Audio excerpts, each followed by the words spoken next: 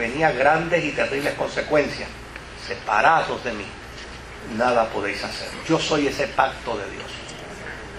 Entonces, de esa manera, ¿qué hacía? ¿Qué hacía el autor?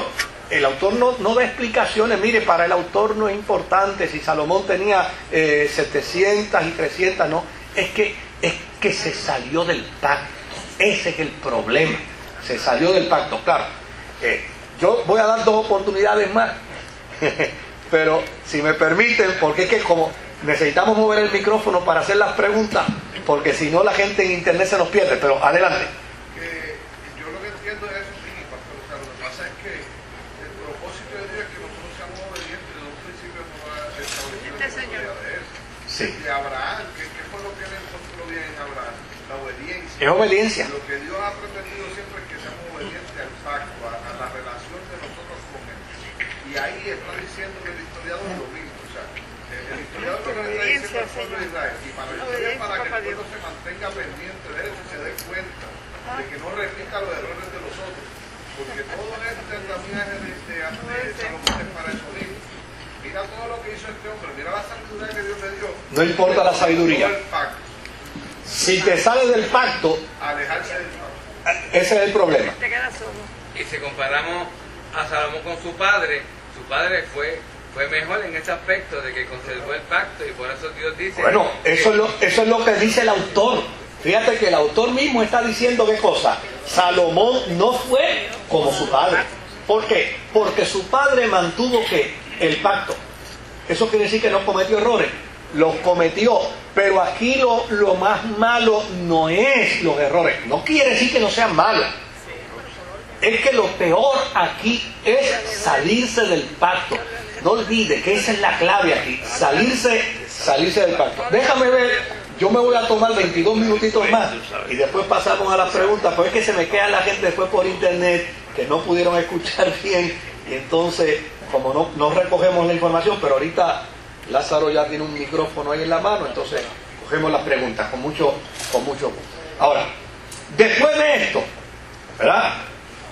Después de esto, el autor también habla del reino de Judá, y del reino de Judá presenta el reinado de Ezequías, presenta el reinado de Manasés y de Amón, la reforma de Josías, la caída de Judá, la destrucción de Jerusalén y finalmente el exilio. Cuando usted ve en la historia de Reyes la comparación y el contraste del reino del norte y el reino del sur, usted va a descubrir lo siguiente. El reino del norte sucumbió primero, ¿verdad? El reino del norte fue víctima de la invasión de los asirios.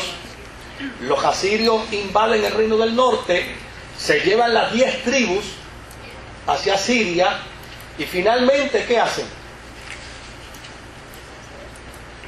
Las desaparecen.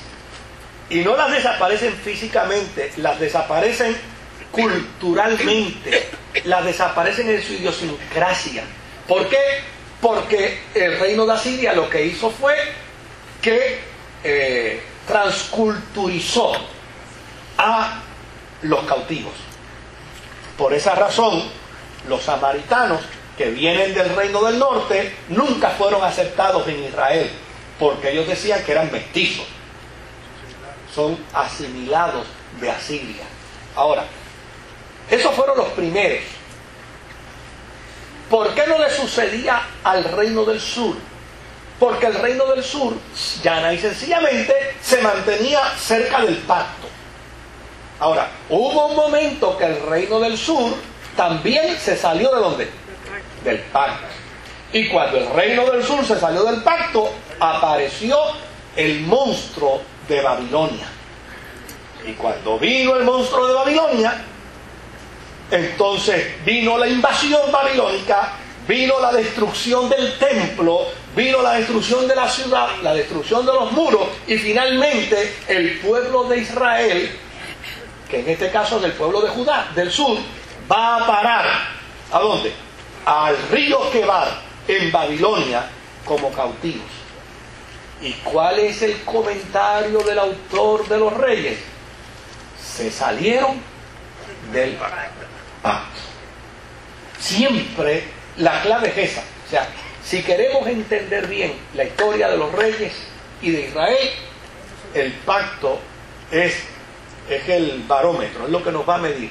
Cuán cerca, cuán lejos, esa es la caída, ese es el acto bueno o el acto desacertado. ¿Qué otras cosas debemos recordar del libro de los reyes? A ver si yo puedo acelerar un poquito aquí. Número 1. Primera y segunda de Reyes siguen a primera y segunda de Samuel. Es parte de qué? De la secuencia histórica. Número 2. Tanto Samuel como Reyes cubren en forma selectiva toda la historia de los reyes de Judá y de Israel, desde el 1050 hasta el 586. Esto es más o menos del siglo X, siglo XI, hasta el siglo VI. 586 antes de Cristo. Número 3. Primera y segunda de Reyes abarcan cronológicamente 4 siglos. O sea, esto no piense usted que cuando lo lee es al otro día y al otro día y al otro día. Aquí hay 400 años de historia, es decir, desde Salomón hasta el exilio babilónico. Las fechas son imprecisas. ¿Por qué? Porque los historiadores pues no se ponen de acuerdo con la fecha. Hay algunos que los marcan en el 970 a.C. hasta el 586 a.C. ¿Qué otra cosa es importante saber? Que Primera de Reyes cubre cerca de 120 años. El reino de Salomón, que fue de 40 años, y otros 80 años después que el reino fue dividido. Otro elemento que es importante es que Primera y Segunda de Reyes eran un solo libro al principio. En la literatura hebrea es un solo libro. Y otro dato que es importante es que Primera y Segunda de Reyes no tienen la historia de la historia. Perdón, tienen la historia de la historia, pero dentro de una interpretación que religiosa. Eso es importante saber. O sea, es la interpretación que da el autor de Reyes a la historia, que fue escrito para explicarle al exilio babilónico. Porque la gente del exilio babilónico probablemente dice, oye, ¿por qué estamos aquí? Porque generalmente eso le pasa a los seres humanos. Cometemos gravísimos errores en la vida y después nos preguntamos el por qué. ¿Ya?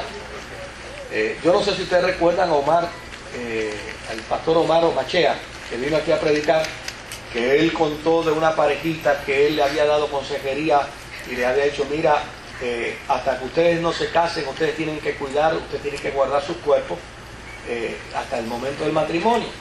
Dice que unos meses después la muchachita estaba embarazada y vino donde él y con el novio llorando le dice, yo no sé cómo pasó esto, pastor, yo no sé. Y él le dijo, pues yo sé cómo pasó. O sea, ¿por qué? Porque generalmente así somos los seres humanos. Los seres humanos en alguna medida tratamos de ¿qué? De sublimar nuestros errores para no asumir las responsabilidades de ellos. Y desde luego, la gente en Babilonia, en el exilio babilónico, dicen, ay, ¿por qué estamos aquí sufriendo? ¿Por qué estamos aquí 70 años padeciendo? Y el autor le dice, pues yo les voy a contar hace 400 años atrás. Ustedes empezaron a dar cantazo. Empezaron a dar tumbo. Y los reyes de ustedes empezaron a apartarse del pacto, y apartarse del pacto, y apartarse del pacto.